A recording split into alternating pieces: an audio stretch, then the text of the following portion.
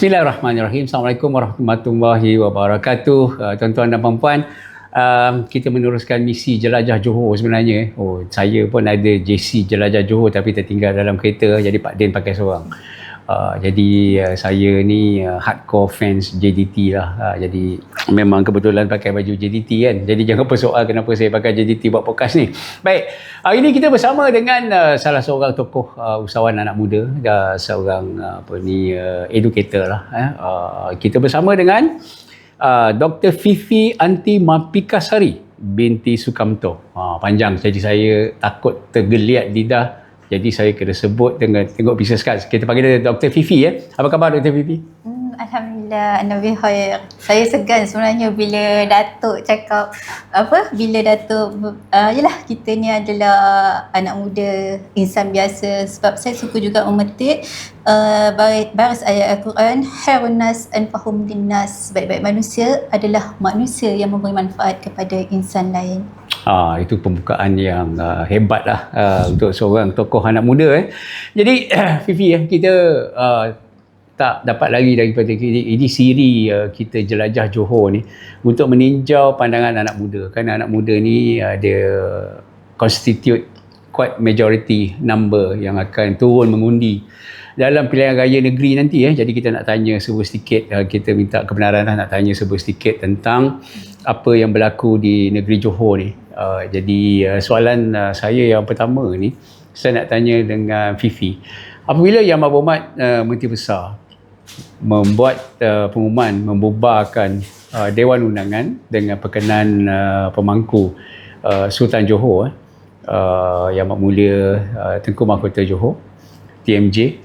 Jadi tiba-tiba je kalau kita tengok sebelum ni di pusat hubungan kerajaan perpaduan ni baik je.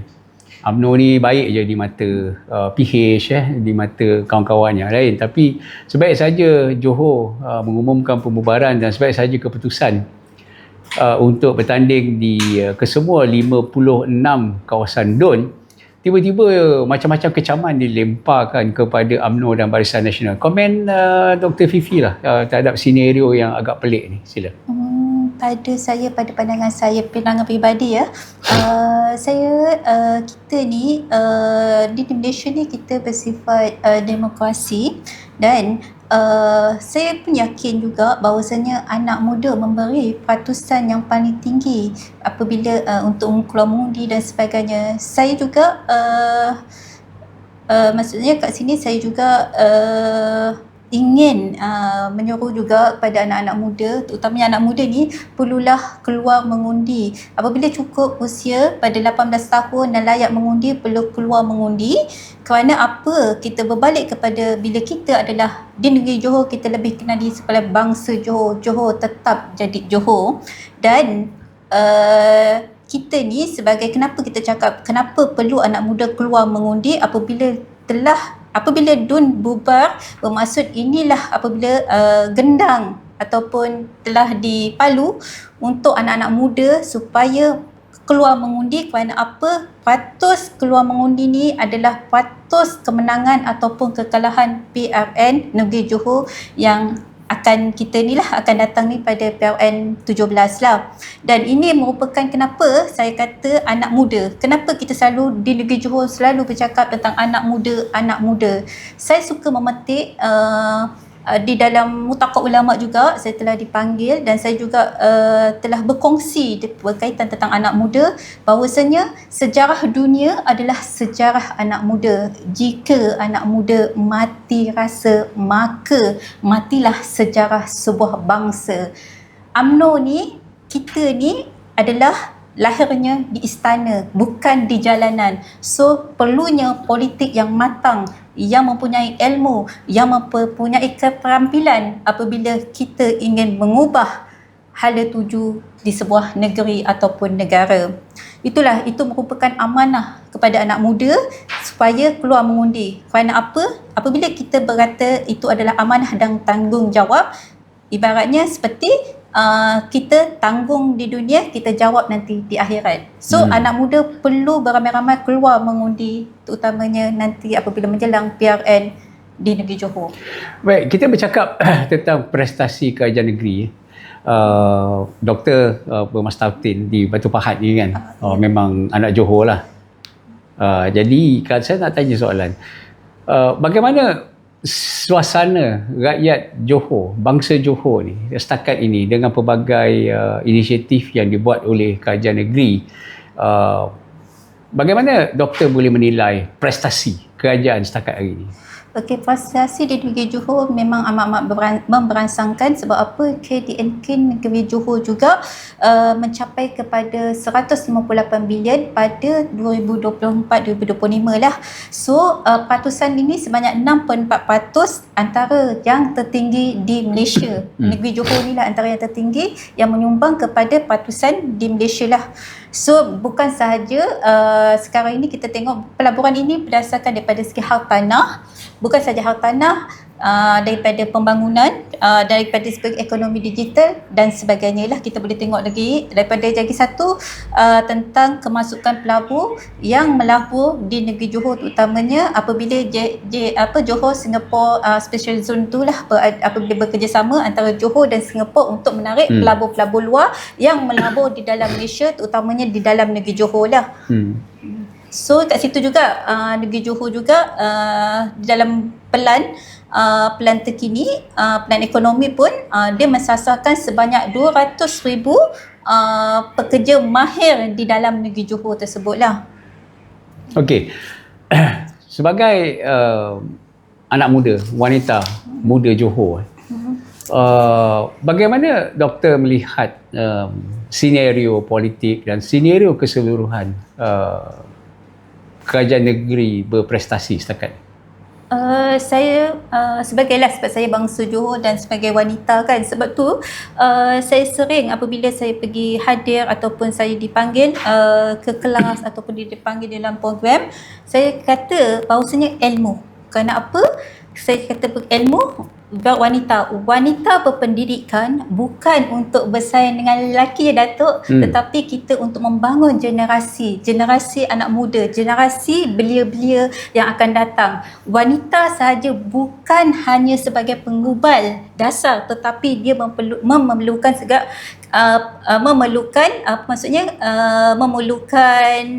orang kata apa orang sesamamat, memerlukan apa orang kata one part orang kata bukan sahaja mengubal dasar, tetapi mereka juga perlukan orang kata apa, orang saya lupa. Untuk melaksana lah. Sebab tulang belakang untuk melaksanakan. Bukan saja melaksana, dia perlukan macam orang kata support system.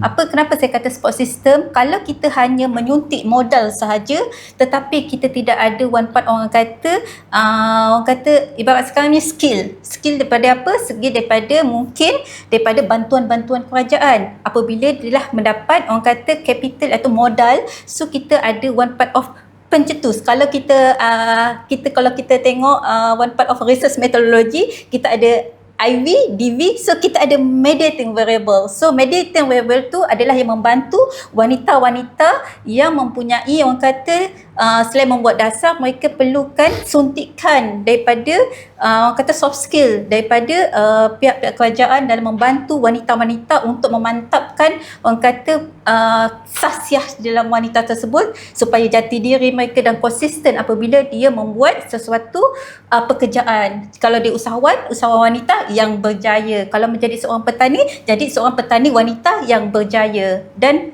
konsisten. Baik, kalau kita tengok banyak parti dah mula buat pelancaran jentera, ceramah sana sini. Ada yang datang, mereka kata inilah masa untuk rakyat Johor memilih Pakatan Harapan. Yang PN pun kata inilah masa rakyat Johor pilih Perikatan Nasional. Kenapa? Kerana parti ini berjanji untuk membawa satu agenda perubahan yang besar untuk rakyat negeri Johor. Jadi kepada doktor sendirilah melihat dengan apa yang telah dilaksanakan, apakah boleh dipegang janji-janji mereka datang untuk bawa perubahan, atau itu setakat retorik dan janji-janji politik seperti mana biasa yang mereka lakukan setiap kali pilihan raya? Okey, sebagai anak muda kita sebagai anak muda of course lah, bukan saja anak muda kita yang mungkin berusia dan sebagainya veteran, kita sekarang ni kita dah orang kata kita dah perlukan politik yang realistik, politik yang matang, di mana setiap usaha kita perlu ada, kita nak terjemahan yang bagaimana, kita nak terjemahan yang realistik, yang bukan hanya bermimpi. Sebab itulah saya pun orang kata, kata Datuk Seri Najib Tun Razak mengatakan, mungkinlah kan kita tidur boleh sebantal, tapi kita boleh mimpi lain-lain lah kan. Itu ibaratnya lah kan. So sebenarnya faktor saya pun sukalah. Saya suka juga berkaitan, kita pun suka dengan apabila bercerita tentang senario negeri Johor. Sebab negeri Johor ni unik tau. Sebab apa? Johor ni ada cara Johor. Kita Johor ni ada cara Johor. Sebab tu kita Johor tu tetap jadi Johor. Johor tu mufakat berkat lah kan. So kita sebenarnya kita boleh lihat juga faktor-faktor untuk kemenangan PRN yang akan datang lah. Kita boleh tengok mungkin daripada patut sekadar keluar mengundi. Berapa ramai kita boleh tengok dari segi hipotesis, semakin ramai penyokong di dalam sesuatu parti tersebut keluar mengundi, chances ataupun kata probability ataupun probability tu kebarangkalian parti tersebut akan menang. Begitu juga semakin tinggi patut keluar mengundi, semakin chances ataupun parti tersebut akan menang. Dan kita boleh tengok juga kekuatan, terutamanya kekuatan calon lokal tempatan. Kita boleh tengok calon, kadang-kadang ada juga melihat parti, ada juga melihat calon, tetapi mostly anak muda dia perlukan calon tempatan. Kerana apa kita perlukan calon tempatan? Kerana pertama, dia tahu selok-belok di dalam kawasan tersebut, kampung tersebut, lokaliti tersebut. Yang kedua, kita perlu tengok juga biasanya itu adalah kekuatan kemenangan PRN. Kita boleh belajar ataupun dia one part of empirical story kita, di mana boleh tengok PRN yang lepas ataupun PRU yang lepas. Kita tengok berapa penjuru. Kalau 2 penjuru, maksudnya tertumpu kepada parti-parti tersebut. Kalau lebih kepada 2, maksudnya 3, 4 dan 5, undian itu pecah. So di situlah kita boleh lihat faktor-faktor kemenangan PRU ataupun PRN. Seperti di negeri Johor, PRN untuk kali inilah kita boleh tengoklah itu ada faktor-faktor antara kemenangan ataupun kekalahan untuk PRN negeri Johor lah. Baik, pada Dr. Fifi sendiri lah, kalau you diberi peluang untuk membuat pilihan, parti yang macam mana yang akan menjadi pilihan? Mungkin suara doktor tak mewakili keseluruhan anak muda, tetapi pada perspektif doktor sendiri, apa yang menjadi ukuran untuk orang muda membuat pilihan?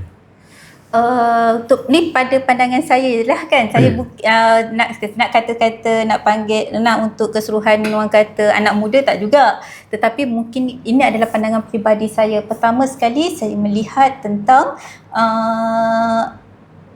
perkara-perkara yang realistik lah. Apabila dibentangkan bajet, adakah bajet itu tersasar? Kita akan tengok kan, bila bajet itu tersasar, okey, kita tengok siapa tersasar tu, maksudnya bersasar tu adakah betul dia dapat turun kepada anak muda, turun kepada wanita, turun kepada petani, turun kepada ni. So dia dapat menterjemahkan plan tersebut kepada pembangunan ekonomi. Kita perlu lihatlah, itu yang paling utama. Sebab apa?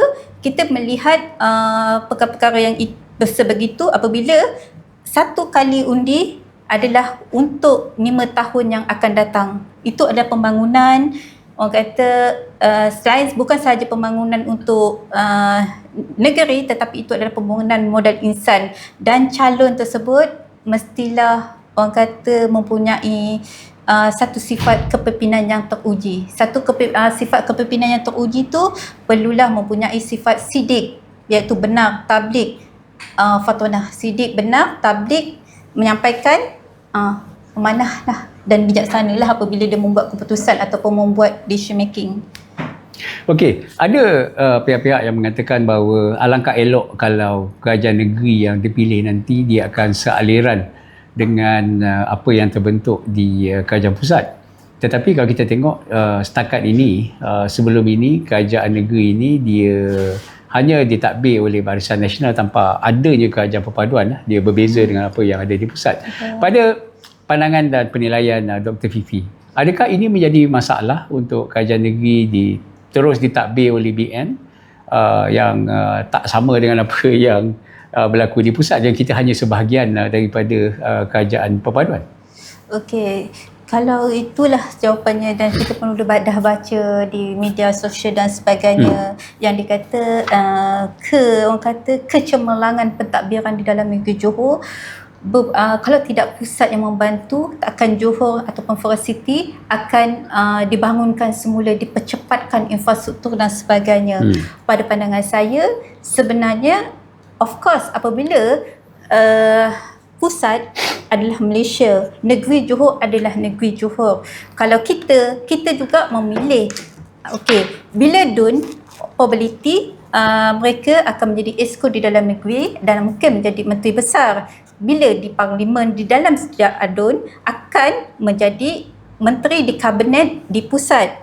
Kalau mereka di pusat tidak mampu membantu di negeri Johor, tetapi negeri Johor ada special, kita ada special, ada Singapore Johor Special Zone, Singapore Special Zone JSSZ.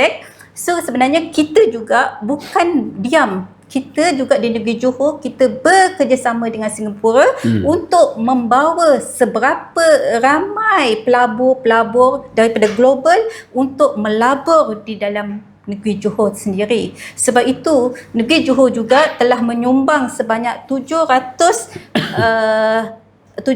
apa maksudnya, telah menyumbang untuk pembangunan jalan di negeri Johor itu tersebut. So tidak semestinya anda kata pusat tidak membantu Johor tidak boleh, orang kata tidak boleh, kita tidak nampak apa yang ada sekarang ni lah. Kita boleh tengok sekarang ada projek di highway Kulai, kita boleh tengok pembangunan dan kita juga boleh kita tengok mungkin kita sekarang pun ada pelan transformasi, kita ada pelan transformasi negeri Johor yang baru-baru ini yang mensasarkan seramai 200,000 pekerja yang mahir pada hari ini, pada 18 ni lah ada pelancaran pelan transformasi Johor di mana kita mensasarkan negeri Johor mensasarkan seramai 200,000 pekerja mahir dan kita juga mensasarkan gaji yang premium lah dengan digital dan orang kata teknologi AI dan sebagainya lah. Itulah yang terkini pada hari ini yang pelan transformasi Johor telah bangunkan dan telah orang kata launch lah. Jadi sebenarnya tak ada masalah lah sebenarnya kalau tak semestinya dia selari, tetapi yang paling penting ialah hubungan baik yang wujud di antara negeri dan juga persekutuan.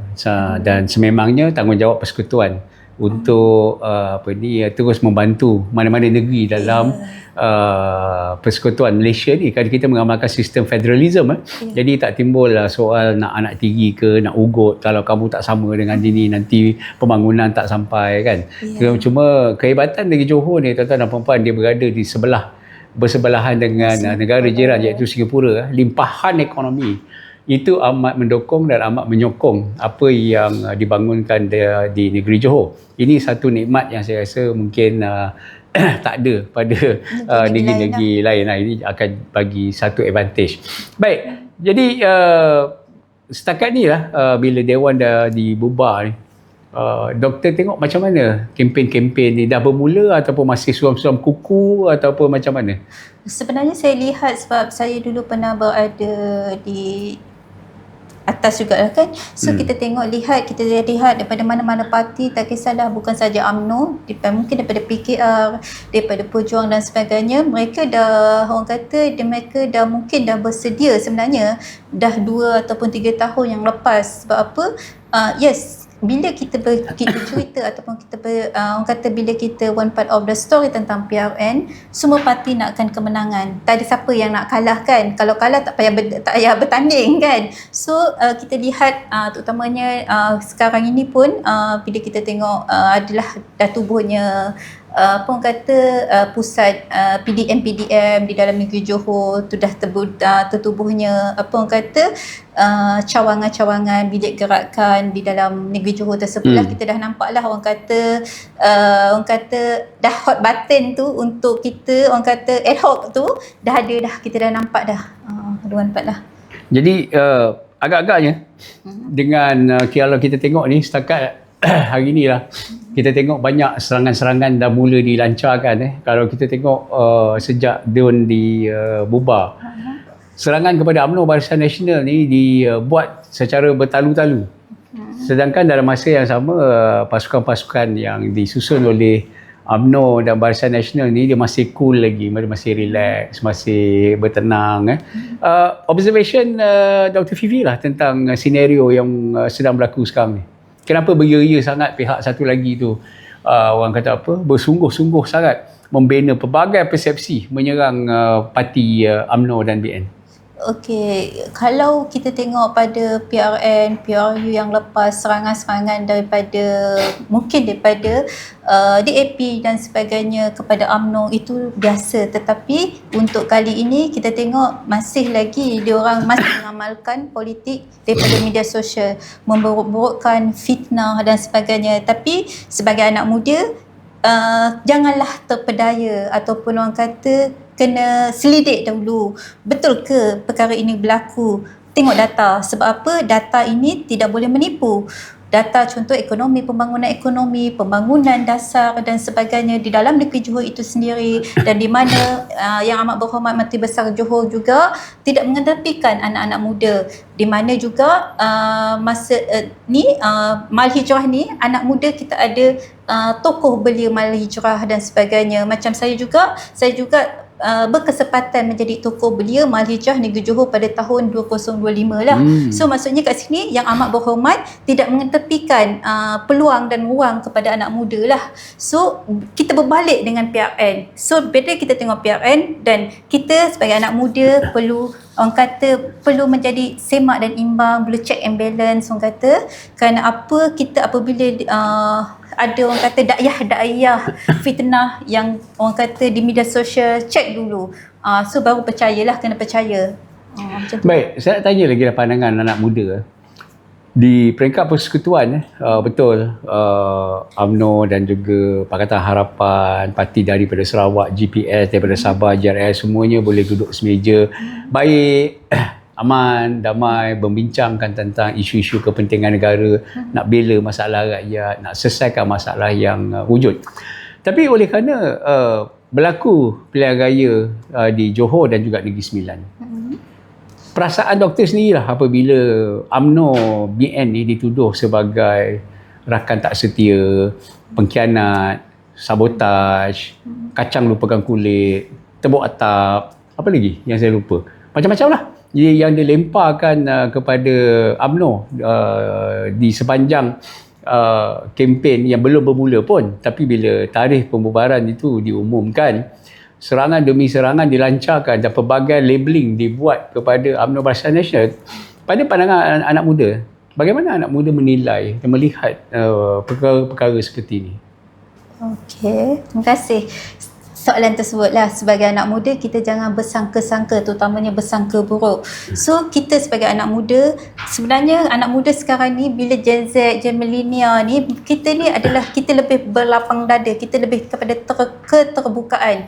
Contoh kita boleh je di dalam contoh kita di dalam NGO ada juga daripada parti PAS, parti PAN, UMNO dan sebagainya kan. Tapi kami, apa yang kebaikan yang boleh hadir, yang boleh membangun seperti modal insan, membangun persetaraan atau membangun kerajaan, membangun kepada modal insan yang lebih baik ataupun boleh membangun ekonomi, kita terbuka.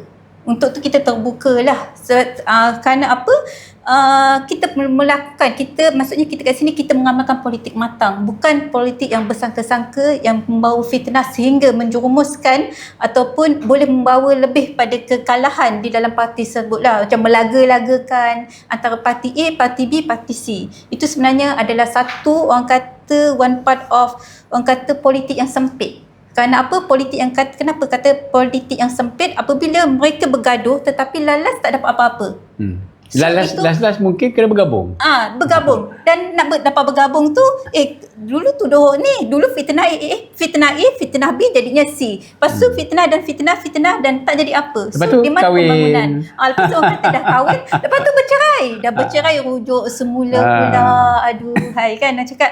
Itulah sebenarnya anak muda perlu berfikiran matang apabila terutamanya dalam politik untuk membangunkan sesuatu negeri ataupun negara.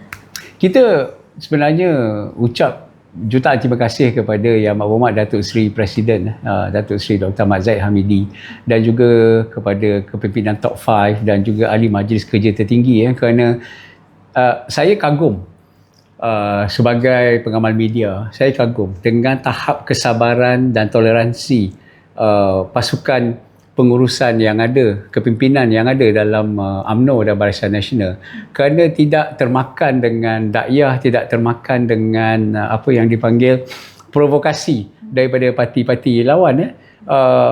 Walaupun dicerca, dikeji, kalau kita tengok ucapan-ucapan pemimpin-pemimpin Pakatan Harapan di atas podium, atas pentas, macam dah nak bergaduh lah, macam dah nak bubar lah ke jam persekutuan tu kan.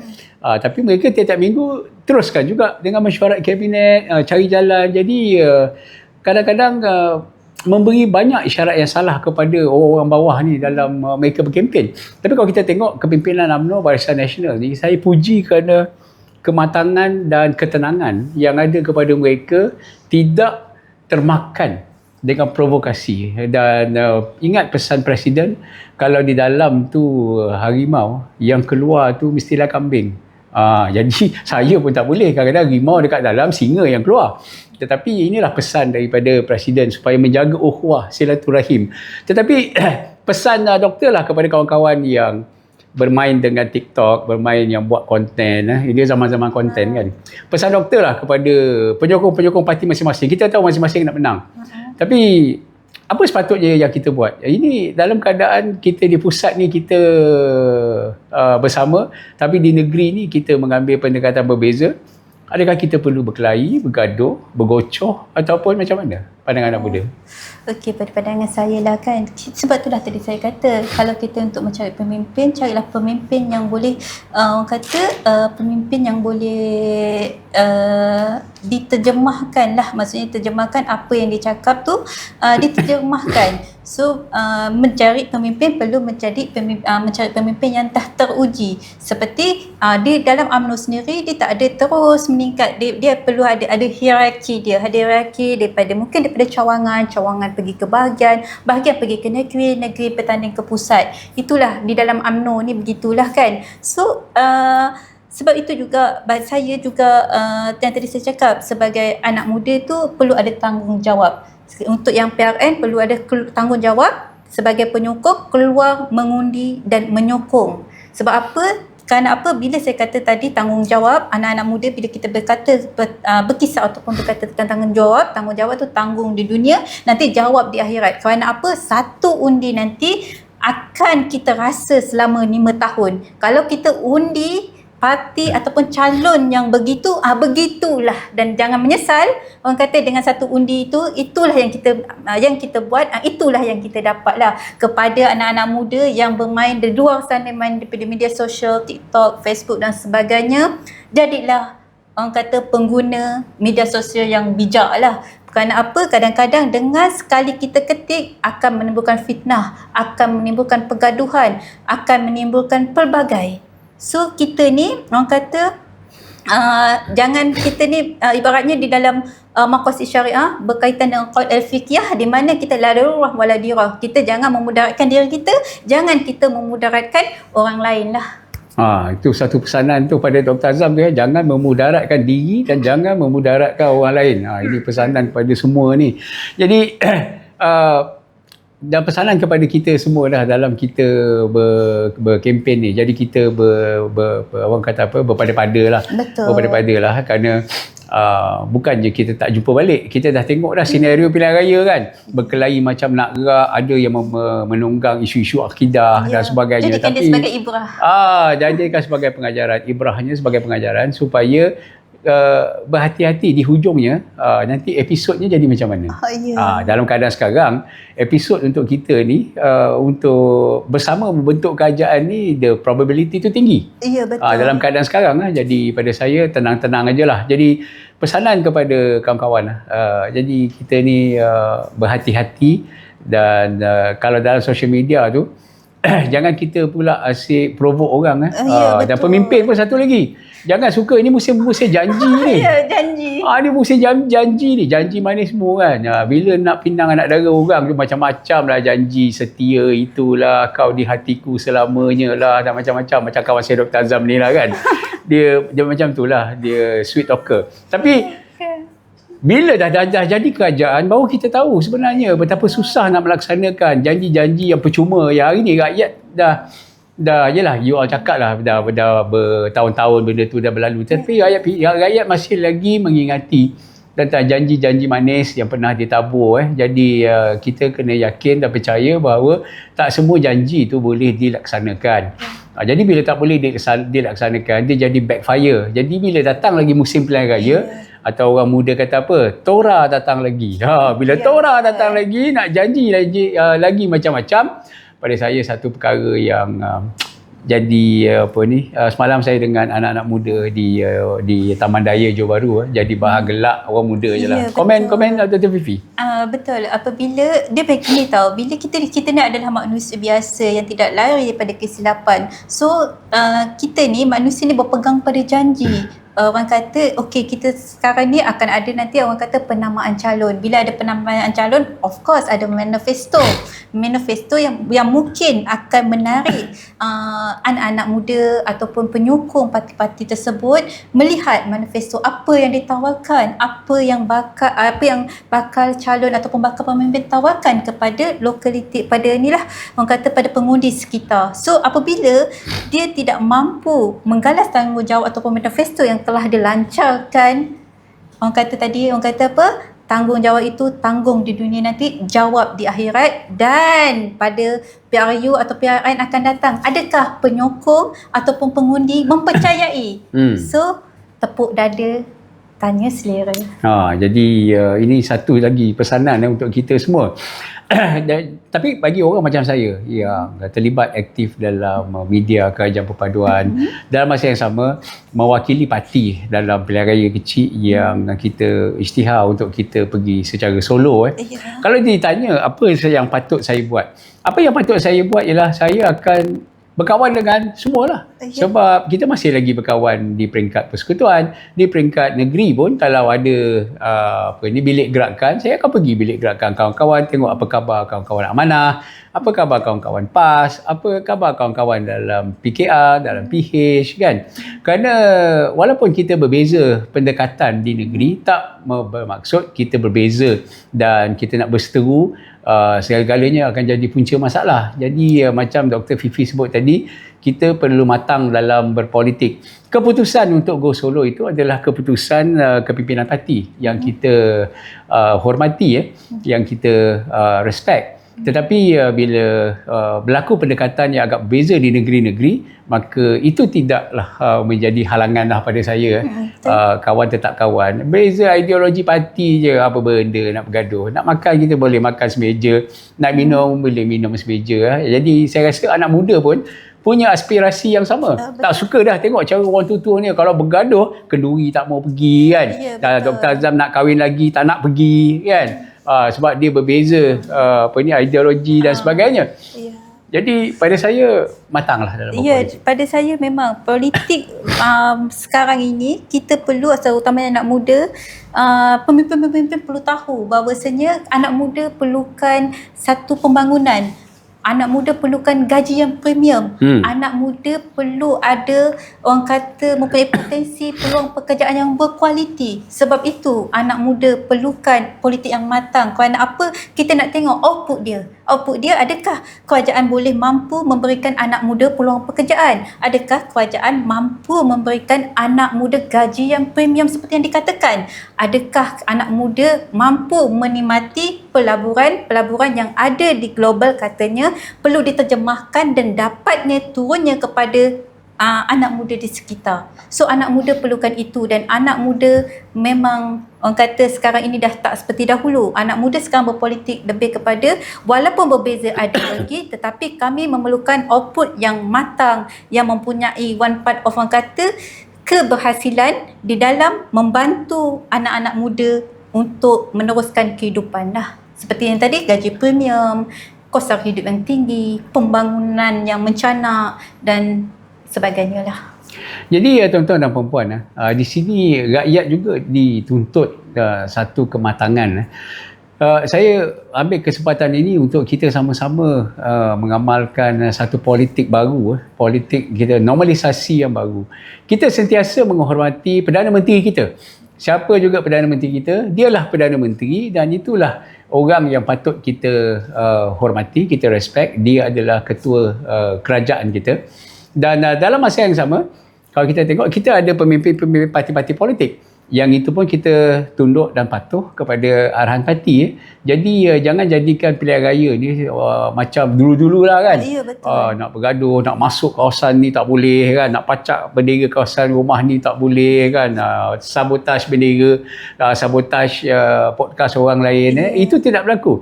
Saya menghormati Yang Amat Perdana Menteri dan kita menyanjung tinggi atas usaha beliau terus menerus untuk mencari jalan. Masalah banyak ni.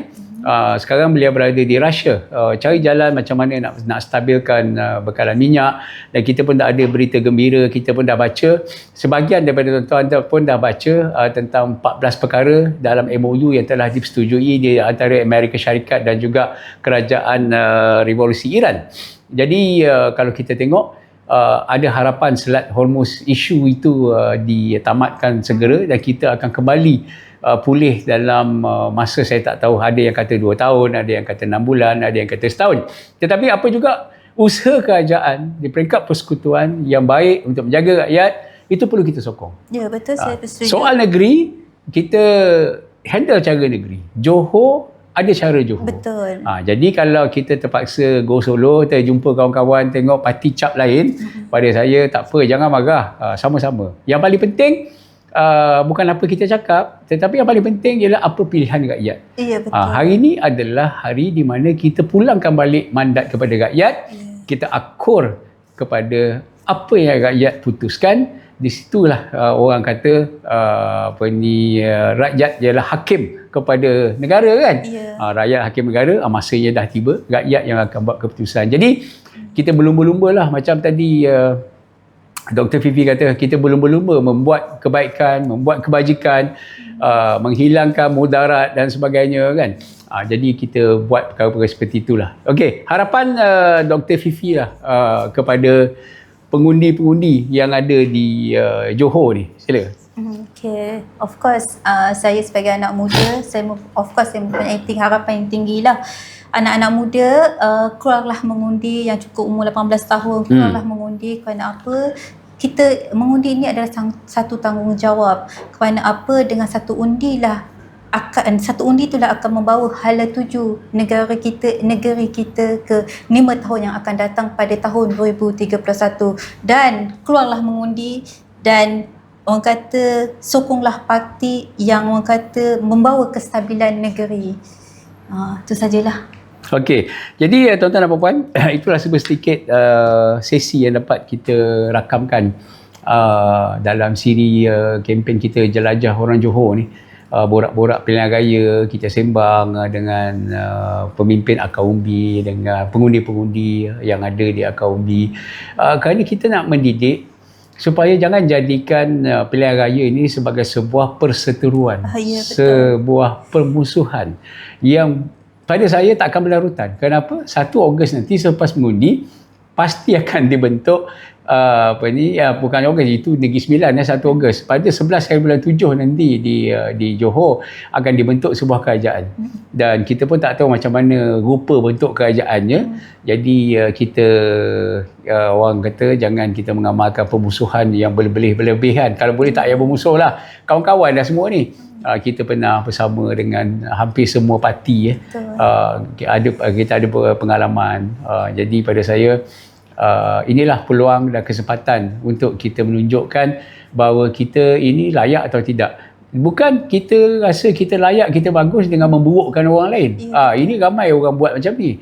Nak tunjuk diri hebat, kita terpaksa buruk dan kita terpaksa cakap buruk kepada orang lain. Pada saya zaman tu dah berlalu lah. Betul. Kerana rakyat boleh menilai, rakyat boleh tengok apa yang kita buat, sama tak apa yang kita cakap dengan apa yang kita buat. Jadi pada saya, ini adalah satu pesta demokrasi. Oleh kerana kita berada dalam kerajaan perpaduan di peringkat pusat, tidak bermakna kita harus bermusuh di peringkat negeri. Ya, betul. Raikan perbezaan dengan sebaik yang mungkin. Sekian dulu daripada kami yang bersiaran di Bumi Batu Pahat bersama dengan Dr. Fifi, dan insyaAllah nanti kita akan cari lagi tokoh-tokoh anak muda bersama dengan kita. Sekian. Assalamualaikum warahmatullahi wabarakatuh. Terima kasih.